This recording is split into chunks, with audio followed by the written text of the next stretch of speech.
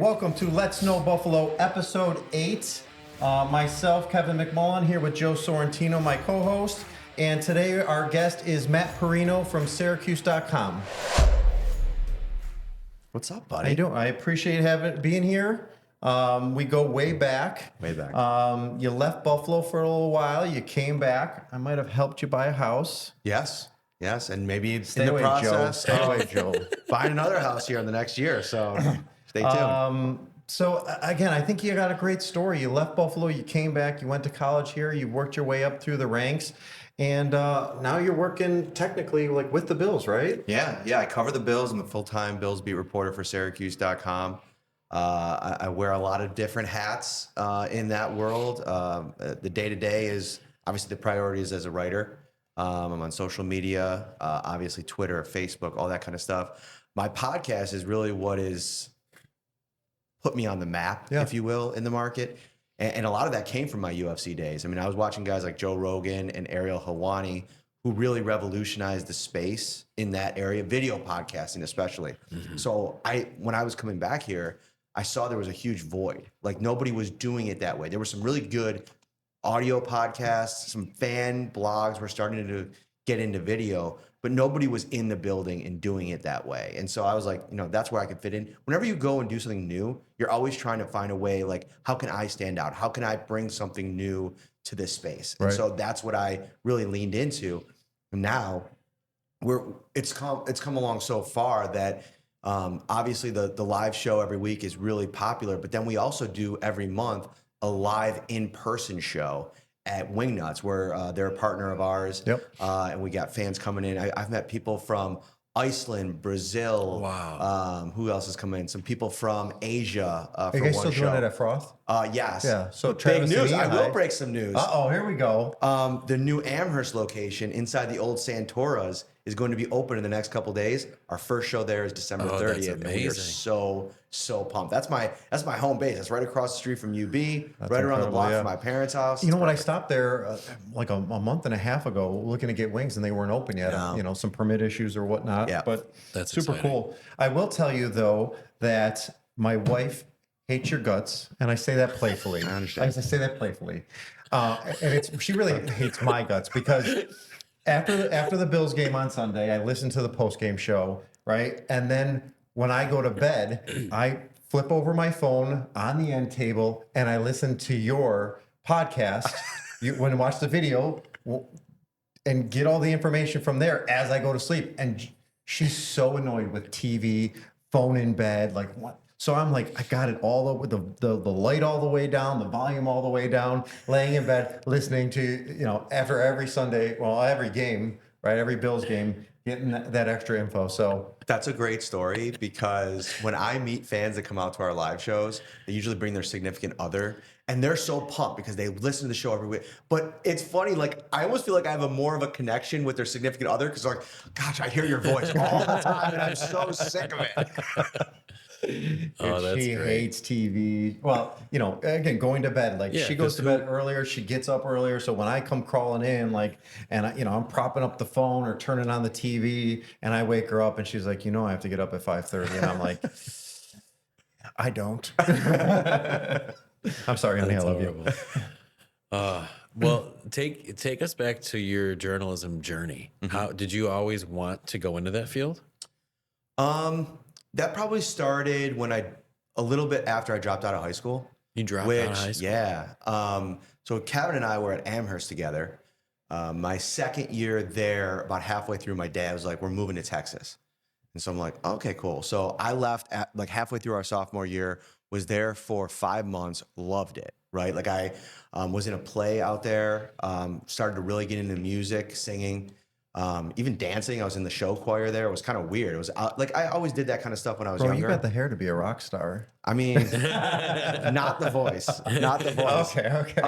But so, whatever. It was really great. So we get about 5 months in and my dad's like, Mom doesn't like it. We're going back to Buffalo. Oh, wow. So I'm like,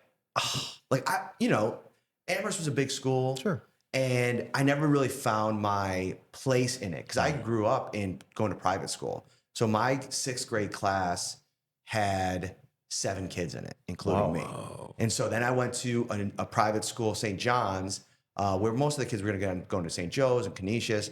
We had like 50 or 60 kids in our class. Then I go to Amherst and we got like a couple hundred. And it was where do you fit into that? And so when I went out there to Texas, it was even bigger, but I found my niche. And so I was happy. And then my dad was like, Mom doesn't like it. We're moving back to Buffalo. Oh, man. And I couldn't go to Amherst, which would have been at least some kind of familiarity. Right. I ended up going to Williamsville North, and North was even bigger than Amherst. And I felt like I can't do this again. Like I can't like go make friends again. That's trying tough, to figure especially it in all. high school. Yes. So I went for 2 or 3 months. I tried to like grit my teeth and get through it, and I just couldn't. I wasn't a great student, and so I dropped out. If anybody's familiar with Williamsville North, they have like a plaza across the street with like a pizza place, bocce, and they have like a little Walk 20 yes, or whatever. Chinese food place. I would Are you talking literally- food? Joe knows all the spots, Yes. right? I'd hang out in the back and like just for a couple hours, like hiding because I didn't want my dad to see that I was not going to class. Whatever. That was a really bad part of my life. Like, and bad, I mean like hard Yeah. on me and my family. But in hindsight, and hindsight's always 20/20, right? Like it was needed. Like that time period for me to really find myself and what I wanted to do and come up with a plan, even in the darkest moments, like the brightness or the light came at the end of it. And when I went back to ECC, that's where I started I was 23 years old. I decided like I wanted to be a sports writer. Like enough people told me that they think I had some ability there. So I'm like, I want to do it. And I went there and it set the stage for everything. I had 3 or 4 professors that I still to this day am in contact with. It was really cool. Last year, I got to go back and speak in Gina Stevens, excuse me, her class at ECC. She was one of the first real like pivotal people in my journey that just showed me inside this world of journalism and like, hey, you can have a seat at the table. And so I did that. I got into UB and I was like actually like really nervous about getting into UB because I dropped out of school. My grades weren't good. But if you do good in community college and I had straight A's, that opens up the door. And I went and covered Division I athletics at UB. Ended up becoming the editor-in-chief of the student newspaper there before the end of my time. Won a National Journalism Award for a feature story that I wrote on a basketball player there. Was voted runner-up for College Media Leader of the Year. And this is like Wow. 5 years removed of me like living in my parents' basement, Right. like becoming on a first name basis with a Domino's delivery guy, like crushing Madden, NFL video games until like 4 a.m. Wait, I need to know, did you win any awards for the story you did on Oogie Games? I was in the running, but it was a tough year that year. But it was about as good of a story as I've ever done. It's framed and hanging on the wall in my office, just so you know. When I look at it, I see it every day. That is so awesome. Why sports journalism specifically? Was there someone you looked up to or something that you wanted to achieve specifically with that? Yeah, like in my family, like my grandfather and my dad and my uncle, like our childhood was around sports. Like they're huge Bills fans, huge Yankees fans. Me and my cousins, my dad has 2 sons and my uncle has 2 sons. We all played sports, specifically baseball. And my cousin Andy, who grew up in Brockport, he went on to play Major League Baseball. He played for the A's, the San Diego Very cool. Padres. He's actually stayed out there on the West Coast. I was out there with him for a couple of years. We could talk about that in a few minutes. He's still out there. And so like I think like because that was our world, I always connected with them because when I talked sports with my dad and my uncle and my grandpa, they were all ears. Like those conversations like really supercharged my childhood. And so when you have those kinds of memories, like I was listening to talk radio when I was 8 years old because I wanted to go talk to my dad about, the crappy Buffalo Bills lineman who couldn't block anybody and got Jim Kelly killed. Like those conversations brought us together. Very cool. And so I just decided to go do it. And I wasn't good enough to play sports. So I guess that's the other thing. Like when you can't play it, write about it. But or that's coach cool, it. the connection that it was like the way to connect to your family. Yeah. So you went with that. That's really cool. Definitely. At what point, I'm going to get hard hitting here. When we reconnected, you were working for Blockbuster, right? Right. Yeah, and that's the funny thing is with my video game stores, I was actually buying out Blockbusters as they were going out of business for all their shelving. Like they're shelving just movies and I was building out my stores with Blockbuster shelving. And dude, it got to a point where I was literally buying out Blockbusters for $100. They just were throwing out all of Wow. the shelving, safes, counters, like you name it, and that helped me like grow my company. Yeah. And it was so. I walked into one. It was you. I don't even know if you weren't married yet. We were probably close, if not just married. And him and his wife were cleaning out the stores, and I would see them at every different location. And I think it was like you were like, "Hey, did you go to Amherst High School?" And I was like, "Yeah." And and he had left and come back, so that's how we kind of reconnected. Was really cool. The Blockbuster, you going, cleaning out the Blockbuster stores, and me showing up with a box truck and filling my truck full of shelving. So that was just kind of neat. And we reconnected there. So just a small town. It's so cool, It right? really is. But then you ended up leaving Buffalo again, right, for your career. So how did that transpire? So when I got out of school, like I tell my students all the time, like the first job out of school in journalism, unless you went to like a big time Syracuse, Arizona State, Missouri, one of the top journalism schools, you're gonna have to earn it. Like you're gonna have to want it because your first job's gonna be tough. I worked at the Tonawanda News. I wouldn't trade that year and a half for anything.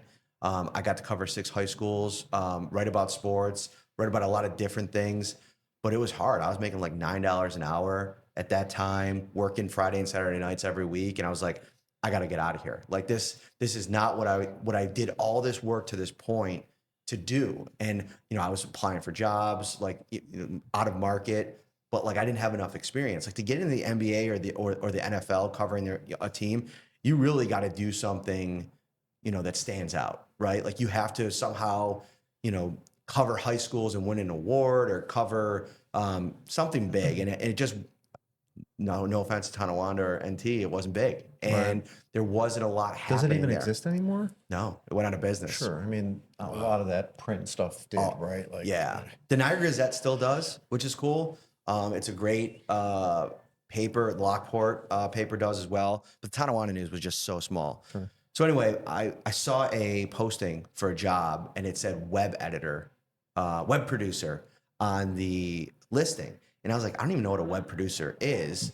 But I started looking at all the bullet points and it was like run UFC.com, set the editorial agenda, make videos, interview fighters, all this cool stuff. And I'm like, this all sounds way better than what I'm doing right now. Let's see what happens. So I did it. I went through the process. I took off work that day. I redid my resume. I wrote this heartfelt cover letter, got an interview. 7 interviews later, I was out in Las Vegas being interviewed by pretty much every member of the executive branch except Dana White, which is good because I think I would have peed my pants like in that moment. Like I was so in on this. I was so ready. Now, what's funny about that is out of everybody I met at the UFC, me and Dana are still super tight. Like a couple years ago when the Patriots finally lost the division, I texted him because we were in, he had a gym built in the bottom of the headquarters there. And so I'd see him every morning working out religiously and he would talk shit to me. Sorry if I can't swear. No, please do. Every single day talking about how bad the Bills were and how great the Patriots were. So I said, So is he a Patriots fan? huge. Oh yeah, Boston. yeah. So when the Bills were going to win the division, I texted him. I'm like, hey, I know he was on vacation actually in some tropical locale. And I said, I know that you probably don't want to do this, but I spent 4 years listening to your shit about the Patriots. Bills win the division. What do you think? Come on the podcast? He got back to me in 2 minutes and said, when do you want me? That's awesome. And I'm nobody in this guy's world. And he remembers the work that I did for him. He remembers the relationship we had. I created, actually, while I was at the UFC, a weekly feature called the Dana Download. It's where I'd go into his office with the 3 or 4 most pressing issues in the UFC world, and I would pepper him with questions, and he'd answer them, and then I'd go write a column, put it up on UFC.com, and it did just unbelievable numbers. Of course, everything So with Dana cool. did. But so I was in his office for a lot of moments, like fights, fighters coming in and negotiating things. Like there'd be some days I'd go outside of his office and his secretary, Andrea, who's amazing, would tell me, yeah, it's going to be a wait today. 90 minutes later, he'd pop his head out. Can't do it today, buddy. Come back next time. But he knew how diligent I was and how determined I was to make that thing work, and that I worked around him. And I think he always respected that. And so when I left and he knew I was coming back here, bringing my family back to Buffalo, because my wife is from Buffalo, We actually met working at Blockbusters. She worked at one on Maple. I worked at the one on Transit in Maple. And so we never even saw each other. We would just call each other on the phone because you'd return your movie to us and it would be from the wrong store. So I'd have to call down there so funny. and say, I got your movie. And so over time, we would Anybody under 25 has no idea what you're None talking about. whatsoever. But I miss Blockbuster. But that's how we met. And eventually, we met each other and started dating. But she wanted to get back to Buffalo. And so I was like, if something comes up with the Bills ever, like that would be the only thing. I'm not a big hockey guy. I'm a sports writer. There wouldn't be any path back here. And there's not a lot of jobs that open covering this team. Sure. I mean, if you look at the Buffalo Bills or the Buffalo News, Jay, our friend Jay Skursky's there. Mark Gaughan's there. They have two newish reporters, but that's because Vic Carucci retired and another reporter that they added. Most of those people just stay over time. And like, this isn't a market where NFL jobs open up very often. So when this one did, I'm like, I put all the effort that I put into getting that UFC gig into getting this because it was for my family, right? Like if you ask me professionally, like I love covering the Bills. I love this job. But that job at the UFC, I mean, I was the director of digital media when I left. I probably would have been the vice president of digital media by now, like if I had stayed. And so I was saying goodbye to something professionally that was probably a lot more lucrative. And everything you work That's for, incredible. right? Yeah. So, but hey, the grass is sometimes greener. Everything that we get here because of moving back, like the family stuff, being in Buffalo, I grew up here. And I think that's also what makes me one of the more popular reporters around the team is that I have an understanding of this market that most people don't, that try to come in and cover this team for this fan base, that they're really unfamiliar with why it's such a special, when people say they're from Buffalo, one of the first things, if not the first thing that comes out of their mouth is Bills Mafia, Right. the Bills. Like it's the identity of the city. I don't care. I mean, maybe the Packers have that, but most teams don't. Yeah. I think, it's incredible the access that you had out there and the way you learned to do what you do here in Buffalo, right? Yeah. We talked about that with the podcast and some of the other branding things that you're doing, getting out there. And I think that's what makes you so popular is that you're making that extra effort to do sort of these cool things outside of your day job, right? Definitely. And I think like there's this old school mentality around sports journalism where it's a one-way communication stream.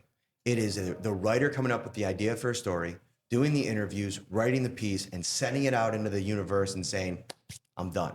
See, for me, though, that's just the beginning of the exchange. And it's an exchange with me. I want to have a relationship with my readers. I want to know what they want to read about, what they want me to talk about, and I'm interested in their opinion. Most writers, like, especially old school writers, like they don't want that interaction because Right, they it just put it out creates and- more work. Right. So I think that's become like this connection. And now we actually even have this another part of our coverage. It's called Shout.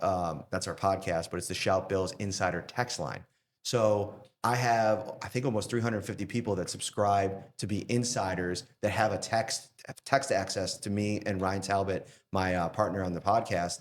And it's created this whole new realm of inspiration to my coverage. Not just like the answering the questions and the connectivity. That's all great. But like, I got to shout them out. Like they give me ideas for like what I'm going to write about, what I'm going to talk about. You're and that's huge. evolving, being creative, and again, if you don't do things like that, you're not going to last in any field that you're in, right? So that creativity and that ingenuity that that's awesome. That's the entrepreneurial spirit. You're listening to your audience, which is something like you said, I think in a lot of people probably in your profession, they want to listen to themselves. And really, they're your customers too, right? Like 100%. at the end of the day, like if they're gonna, pull out $5 or $10 or whatever it is a month, or just even listen to you and share, like that's social media presence. And we talked a lot about it in a lot of our, because it's part of business, right? Like putting your face out there. And I've gotten in front of the camera a lot more lately because I'm like, listen, I'm getting older.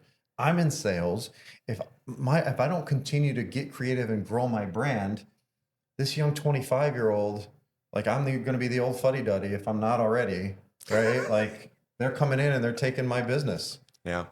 Well, I will say I don't foresee a day coming where you become the old fuddy-duddy, but Ask my wife. I'm the old fuddy-duddy. okay. But here's the thing with you too that's super important, and I'm not just gassing you up because this is your podcast. Wow. Is there a compliment coming? There is. You have this ability He's so to excited. act, whether it's real or not, it doesn't really matter, to make people that you're talking to feel like you're invested in them. Sure. And like that investment pays off. And I notice it because I apply it in what I do. Like part of it helps. Like I do so many different things. Like I'm a reporter. I'm a teacher.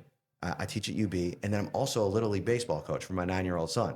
And I'll tell you right now, your communication skills are never in higher demand than they are with 11 9-year-olds that you're trying to collectively get on the same page and figure out a way to make them play a great baseball point, yeah. well. And so that to me is like, no matter what you do in this world, if you don't have the ability to talk to somebody and especially now, because we've removed so much interpersonal skill from the world because of the advent of social media, that if you're not able to connect to somebody, and sometimes it's not even interpersonally in person, it could be virtually. Right. Like, Yeah. how are you creating that line of communication with your text messages or your direct messages? And the text message thing is huge, right? I'll be texting with a client, we'll go back and forth, or a friend, and I just pick up the phone and I call them because I'm like, listen, like I just want to make sure we're on the same page. Yes. And some people are shocked when the phone rings, like they don't even want to answer it. And I'm like, answer your phone. We have to talk.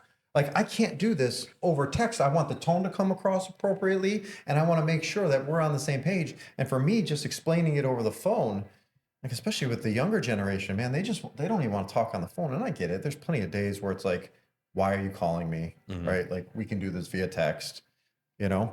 But the way it comes, like, I think to your point, like you're a genuine person that comes across that way. And the same thing with your industry, like to be able to get that to come across is a skill. Not some people can't behind words get the full experience of what they're trying to say behind those words. And that's something as we get further and further removed from that, there's a whole generation of people that are not acquiring those skills because they don't have the face-to-face interaction skills to then be able to apply that to how things come across as a text. I mean, we all see emails from people that are just so short and like not friendly or something like that. And they probably didn't even mean it that way, but it's just a skill that they don't have, you know? One of the things I'm going to turn this conversation is when I'll never forget the video when you guys moved back to Buffalo. You didn't, and you could probably tell the story a lot better, but they didn't tell their family. And he literally a video of him pulling down the street in like a 20-foot U-Haul, like, hey, we're home. Like, it's just the coolest video. Oh my God. Just tell the story real quick. Like, So- was it the holidays or what was it? It was actually a couple weeks before the Bills started training camp. So I Okay. was starting So it this was job. summertime. Yes. So what year is it? The year? 2018. Okay. And the Bills had just drafted Josh Allen 2 months earlier, which timing What is a everything great in life, time right? to come back. Could you imagine a better time than to start covering No. this team? So I will end up covering the entirety of his career in Buffalo. I mean, that's my hope anyway, which is pretty cool. So we find out that I get this job, I think the end of June, and my wife was already scheduled a month because she did this in the summers, especially around having the kids because she was a teacher. She would just come back to Buffalo because I was traveling so much at the UFC. I'd be at a different town every week. And that was another big reason. Like, so I left her in Vegas with our kid and then kids for like 5 days at a time. That was really hard. We had no family out there. That was tough. So when I found out I get the job, we're like all these moving parts. Like I fly my cousin out to Vegas to help me pack up my house. Because, you know, journalists, I'm not making the kind of money that I could just go across country and have somebody like just pack up You're my working house for and the drive. UFC. That's true. I should have probably texted Dana. Maybe we would have hooked it up. But so he comes out. We pack up my whole house. My wife's already in Buffalo. And we were at that weekend. It timed up perfectly for our big family picnic of the summer. All sides of my family. Oh, no. It was my son's birthday. It was my son's birthday party. The picnic was a different weekend. And so everybody was going to be there. And we timed it up perfectly that I was going to be getting to town right as the party started. So I literally, with my two big dogs, like 60, 70-pound dogs at the time, They're gone now. Those little guys, Rocky and Apollo. Great names. They were in the car. Oh yeah. One was a golden retriever. That was Rocky, and one was a black shepherd husky mix. Apollo. They were awesome. Amazing. But they drove in the U-Haul with me cross country. Oh my Talk God. about the best dogs that they just did it, and they were awesome. And my cousin too, who to this day has never taken a penny. Like, talk about like a cousin. Like, he flew out to Vegas, packed my house, and let's be honest, you've been around me. We've talked about the house hunt. He did most of the work. Let's just put it that way. He knows because there's so many. His wife is wearing the tool belt in the relationship. Yes, she is wearing the tool belt. She's remodeling their whole house, and I'm like, Matt, what are you doing? He's like, That's the key is that's why I have all these jobs. Yeah. Because the more I'm very jobs that busy I working, have, yeah. the less I have to do home improvement wise. So anyway, we get pulled up. Our entire family there is there. So like 50, 60 people. And they had no clue, no hints, no nothing. The only people that knew were my wife's parents. Well, it's just a great surprise. It's a great video of him pulling down the street in this U-Haul and his family just going crazy, knowing lot of that now tears. they're moving back That's to Buffalo with amazing. their kids. That's amazing. And it's great to, I mean, just to come back to Buffalo. I mean, you hear a lot of people left after high school. They think, whatever they think, right? The world is go test the world, go do what you got to do. And so many people come back to raise a family because we understand what this area has to offer, right? From the people to our families and the connections, right? Yeah. So the connections is such a great point because it's so funny sitting here with you. You don't think about it when you're a young person, like the importance of this community. But like, we went to school together, we reconnected, right? Through my little league baseball league, I reconnected with a guy we went to high school with, CJ. Yeah. And then we were playing in a baseball tournament because our boys were on a travel team together. I coached, CJ helped out. And who do we run into? Jose Orta, who's playing on the other team. And it's like, that's Buffalo. Like, So I Joe can't knows think of a Jose. better. You do? Yeah. Awesome, and dude. I think I connected you with him before I was a real estate agent. I said, "Oh, you got to talk to my real estate agent." Yeah. And he Buffalo, started man. investing, and then I stole him back, and then I think you stole him back. And I think he might be using us. There you go.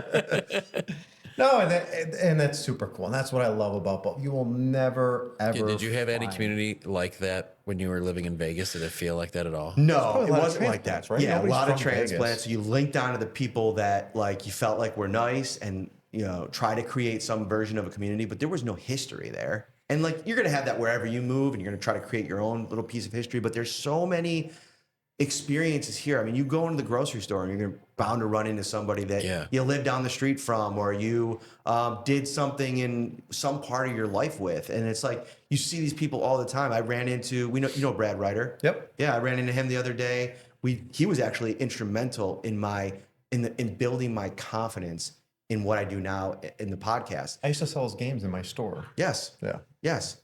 And we linked up when I was in UB, and we did a podcast together covering the UB Bulls, the basketball team mainly, football a little bit too. And we did probably, let's say 40 episodes together while I was in school. And I listened to him growing up. I idolized him and Jeremy White. That was my favorite show on WGR growing up. Then when he said, yeah, let's do a podcast together, blew me away. And those little moments in your career are huge. And I think like Buffalo's built on that, like because there's so much. That's where the phrase comes from, like the city of good neighbors. Yeah. It's not wrong. Just live through a snowstorm here, and you'll see who's out there snow blowing your driveway or with the plow, and coming over with the milk and bread. Yes, it's so much fun. And getting back to the Bills, vodka for the beer, and with the Bills too, like you said, like this, like the Bills are like the glue to this city. And I think anytime I travel, you say you're from Buffalo. Bills. Yeah, and like Bills, you said, you go somewhere else where it's all transplants. They're never going to have the same love for their team like we do here. So covering the Bills, what's different about working for the Bills versus the UFC? It's a great question. From a job perspective, it's completely different because my relationship with Josh Allen versus my relationship with Conor McGregor, like complete contrasts. Because Josh Allen doesn't really need me. Josh Allen is on Madden commercials and every TV commercial under the sun. He's dating a Hollywood superstar. And like, he is one of the biggest people in sports, right? And the NFL world is built that the product elevates the players. Sure. So like the media is important, but if there wasn't like a media, the media is more for the fans than it is for the players. Right. Now in UFC and in fighting, you have to promote yourself to become popular, because you could be the greatest fighter on the planet, but if nobody wants to watch you fight, then nobody cares. And that's where all the theatrics comes in, right? 100%. And they become characters. Yeah. And I watch it a little bit, but you know, the more controversial, the more of the character that you are, right? The more money you're going to make, the more people want to see you, and it kind of snowballs, right? So I Definitely. mean, they're probably, you get access, or you probably gained access to them selfishly for them. They're using need you it. to blow up Yes. their. We talk about that with business too. Like fighting and business is so parallel, but any type of art form, which I think, you know, sports can be thrown into that. You can find, say, you said music, right? Some of the best singers, best guitar players in the world, you don't have any idea who they are, right? And some of the most popular ones are not necessarily the most talented and most skilled ones either. You have to have that media side of things to blow things up. So it's just interesting what you're saying with the fighters. That's such a true thing that people, you know, don't realize. And, you know, someone like Connor was a rare example, and paved the way for a lot of people, where he at one time was not only the most popular, but also the best at the same time. Right. Which usually that doesn't storm. line up that way. Right. So that's interesting that, so you were talking about your relationship with him and Yeah. like, And like, so for instance, this is the best, like, glance into like the NFL side to make you understand the difference. I think this helps. So Josh Allen is one of 53, and then you throw all the coaches in. So like the operation there is a team operation. Everything one person says can affect everybody else on the team, right? So if he says something in an interview with me, and it can be perceived as a shot at one of his receivers or a coach or whatever, like that will potentially damage the team. Whereas Conor McGregor, the business is Conor McGregor. Right. He's not speaking for anybody else. It's one person. That is the entire team. And so when you have that autonomy to be only talking about that one person, that one entity, it just makes it different. You're speaking for yourself always. And that's why I think like in team sports, it's such a struggle for a lot of these folks to do media, because they're not just talking for themselves. Everything that they say could potentially harm somebody else and their ultimate goal, which is winning. That's fair. Yeah. Well, and I think also a team versus something, whether you're a boxer or even a tennis player, right? Like, or a golfer, right? Like that individual, if they haven't practiced or they haven't done their homework or whatever they need to do, it's going to show. Right. You might be able, in a team of 53, you might be able to hide some of it, right? Like it's, I mean, the UFC, boxing, some of the golf is so polarizing because it's one person and they're their brand. Where team, right? We can talk about the NBA, the NFL, and all these other things. It's so different. That's why I think making it in those sports, specifically the UFC, because listen, we've talked about it. Boxing it's kind of dying if it's not dead already. And golf is different. Golf is such a relaxed environment, right? And maybe that's me speaking out of hand. Some people would probably know better. But in the UFC, there's so many eyeballs on it all the time. Like if you're at the top, I think it's so impressive that those who are able to, Connor's a great example, Ronda in her run, anybody that's able to sustain success in that business, with every single time you have half of the people watching hoping that you get knocked out and embarrassed on national TV. Yeah, it's there's wild. no There's people no other cheering thing for your like that. failure. yeah, Yes. you can't lose in any more spectacular fashion than losing a fight. It's not the same as somebody shooting better than you on the golf course, you know, or someone scoring more points in a game. Like you get your ass kicked on national television. Yeah. That's just, there's so much pressure on the line with that. Is there any fighters you worked with that you had some experiences that really stood out or really cool moments in the UFC? So one of the coolest moments, we still have the photo, Francis Ngannou, who is, I mean, arguably the biggest heavyweight superstar champion of the world, Yeah. really like across sports now. He did what I think most people would call the most impossible thing in sports, and that is crossing over from MMA to boxing. Right. And I think we'd all agree, I thought he beat Tyson Fury, but boxing's judging system is broken. Whatever. Judging in general is terrible, but either way, he lived in Vegas from Africa, kind of came over. His family was all back home, and so he lived in Vegas, and he basically lived at the UFC headquarters. Like, they built a performance institute there. He would train there. He would eat there. So we got to the point where, like, he was almost part of the group, the crew, right? Like, he was like, you didn't think about it, but he was like, it was almost like he was a UFC employee. Like, he was friends with everybody. He was kind to everybody. And when my daughter was just born, right before I left, we had brought her in to see a bunch of people. We had lunch there, and she was in her little stroller, and he was coming through the line, and he came over and he kind of put his hand on her head, and then he golfed her entire head, and it was like cool. I'm like, man, that is like the coolest picture ever, because you couldn't see her head anymore. And she was a little baby. He was a huge dude, but there's so many of those stories. Cowboy Cerrone was one of my good friends there. He was always just so upbeat, so energetic, so genuinely kind behind the scenes. And that's another thing. You could tell that not everybody had to be that way. Like, you could be cordial with somebody, but not everybody's going to truly be kind. Yeah. Cody Garbrandt invited me into his home to do a story out in Sacramento when he was training out there with Uriah Faber. So we drove from Vegas to Cali when his book was coming out, which was really cool to kind of document. Misha Tate was wonderful. She lived in Vegas, so she was always around the Performance Institute as well. A lot of great memories. Connor was amazing. Every interaction I had with Connor behind the scenes, you never know that's the guy that, everybody around the world always asks me that when they find out that I worked for the UFC, is like, what was he like? Wonderful. Yeah. Every exchange I ever had with him, from his limo in Boston, on the way from his hotel to open workouts to, after he lost a fight to Nate Diaz, same guy, always stand-up guy. Now, there's a lot that's going on since, and, who knows what's going on with drugs and all this other stuff, all the out of the octagon stuff.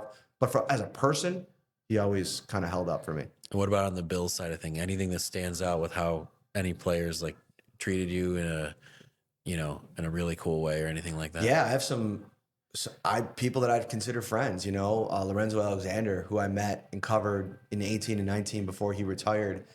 He's been wonderful. I've gotten really close with Eric Wood, who I never covered him. So he retired after the 17th season, right before I started. But he's always, he's on the broadcast team on the radio, travels around. I've gotten a chance to know him. And Eric's great. He's just amazing. I know him loosely through a good friend of mine that was in my wedding, moved down to Louisville, lives 5 minutes from him. So we go down there, and he's opened up. I've gone to the Duke Louisville basketball game. Awesome. Eric, I watched the AFC championship at his house in his basement. He's just a great dude. Great dude. Just incredible. Opened his home, and once in a while I get out with him when he's in Buffalo. Now you travel a lot with those guys, right? Like, did I see were you at the Kansas basketball game? Yes, I was. Nice. That was pretty cool. I don't mean to hijack it's okay. that. It was me, Josh Reed, and Josh is a great dude. Josh is the best. Yeah. He's actually really good friends with Eric. Yeah. And then Thad Brown from Rochester. Lance Leipold is the head coach at Kansas for football. He was at UB for a bunch of years. Yeah. And he was the winningest D3? Yes. D2? Was it D3? D3? D3 came from Wisconsin Whitewater, came to UB, completely will probably go down as the best UB football coach in history. He's at Kansas now doing really well. And Josh covered him, was close to him. So he reached out to him and was like, hey, we're in town. He's like, yeah, come through. And they were actually having this kind of halftime ceremony for Leipold too. That was the first time I'd ever been to a big time college basketball game. I know you're a Duke guy and you've been to a couple. Man. It's awesome though. It is so those fun. Smaller arenas when it gets really bumping. Insane. Yeah, that was cool. I saw that picture there, and I was like, "Oh man, I did like." And I saw a few people from Buffalo at that game, and I love college basketball, and a lot of the stuff that's happening lately with it is, I'm not going to get into it, but it's such an incredible environment, right? No, the environment's great. I mean, in the good golden age of UB, even like when Nate Oates was here and a little bit before him. When alumni's packed and it's rocking, it's only 4,000, but you get a piece of that. And it's so much fun. That's what I love when I was at UB covering those games. If not for that, I wouldn't be where I am. And that's what I always tell my students now. And I went back to UB to become a professor because, and I'm not a professor. Okay. I don't even have a master's degree. You're a professor. When people call me Professor Parrino, I cringe. I'm like, do not call me that. Okay. I always wanted somebody in the field to be like that middleman to help send me to the next level. Now, luckily for me, I had a few people that I reached out to that helped me in that department. But when I went back to UB, like I wanted to be that for this group because there's no traditional journalism major at UB. There's a certificate program, but all these kids that are graduating that want to go into journalism, they're graduating with a degree in English, communication, PR, media studies. So I feel like having somebody that's done it and came out of that school and in that program to be able like somebody that's done it and helping them out. That's what I try to do. That's awesome. Yeah. With the Bills having a season that's not what a lot of people expected, there's so much negative talk online from Bills fans. And I'm just wondering, someone in your perspective, like these people personally, way more what's going on than your average fan. What do you think? Is there something that your average shit-talking fan has no idea about when it comes to having an opinion on what's really going on behind the scenes? Well, sure. I mean, there's probably stuff going on behind the scenes that I don't have even a full picture of, and I'm in the building every day. But I think one of the things that happens in sports, well, first of all, and I tell this to people all the time, where does the word fan derive from? Fanatic, right? Yeah. People that are really into sports are fanatical about it. And with that fanatical mindset comes overreaction, comes crazy talk, comes all these kinds of things. And when that's happening, we're in those parts of our feelings. We're not really looking at the situation with any type of realistic headspace, in that headspace. The Bills are 6-6 or 7-6. Maybe they miss the playoffs, maybe they don't. Maybe they win the Super Bowl, maybe they don't. But like 32 teams are trying to win a Super Bowl, and only one gets to win one every year. Yeah. It's one of the hardest things in sports to do. Also, we forget to listen. I've been critical of Sean McDermott this year. I think he deserves a lot of criticism, but I don't think you can criticize him without mentioning that he's completely turned around an organization that was a laughingstock for 17 years. 5 playoffs in 6 years. Most coaches don't get to even that point because they can't consistently win. Now, it's a whole different conversation that we can have, and I have had it on my show, if he's going to get over the hump and be able to win in big games, because he is kind of shrunk in big games, I think, personally. But I think in so many parts of your life, like there's times where I feel like I've shrunk in my profession in big moments when I needed to really be great and I didn't hit the mark for myself. Right. Now, it's different. Millions of people aren't watching me do what I do, right? But eventually he's going to have to do that. And he has this spot where he's got this gift and this curse. He's got the gift and curse of Josh Allen. Yeah. You have an all-time great quarterback potentially, but you have an all-time great quarterback. And if you don't win with that quarterback, you're ultimately going to be judged for it. Yeah. Yeah. So, because, I think in any professional sports, you're judged based on the championships that you win and how much did you win, right? 100%. And I think that's what's going on with the fan base now. It's like we're getting spoiled. Okay, we were craving the playoffs for how many years? 20, whatever that was. And then we got the playoffs, and now it's like, all right, the fans' expectations are higher, right? And playoff wins it's not enough anymore. And that's the tough part. It's tough too. I looked up the stat once. There's something like only 35 coaches to ever win a Super Bowl. So we have right now the most winningest coach we've ever had, and we're having to even have this conversation. But like you said, it's because we have a once in a generation quarterback. And look at like Andy Reid. Now he's talked about like one of the all-time great coaches. But before Pat Mahomes, he was in the same boat. Losing 4 NFC championships. Yeah, he was in the exact same boat. And it's just funny. I feel like people forget, like, that's the same guy. But, things have changed, though. Well, listen, Matt, we appreciate you being on. Why don't you take a second and plug your podcast and all your other goodies you got going on? Yep, the Shout Bills podcast. You can find it on all the platforms, YouTube, Facebook, Twitter, on the audio side, Spotify, Apple, all those ones. We do a show every month, like I said, from Wingnuts. And that's a really cool experience. Like if you want to come out, you're a huge Bills fan, you want to meet other Bills fans, you want to hang out with myself and Ryan, hear our latest thoughts on the Bills. Like the podcast, the live show is like what the attraction is, I guess. But that's only a very small part of these events. Like when people come out, for the hour leading up and usually 3 or 4 hours after, having a couple drinks, eating some wings, talking Bills. It's a great time. And Well, that new one's closer to my house, so I'm definitely coming to there that you one go. for There sure. you go. I can't wait for that Talking one. Bills and eating wings is like that's a language around Yes, here. Yeah, I'm in. Awesome. man. Well, appreciate you being on the show. And that'll do our episode number 8 of Let's Know Buffalo. We're going to continue to bring these entrepreneurs and influential people in the Western New York area. So please like, click, share, subscribe. The more you do that for us, the more opportunity we're going to be able to bring this to you. So appreciate you. Thanks, guys.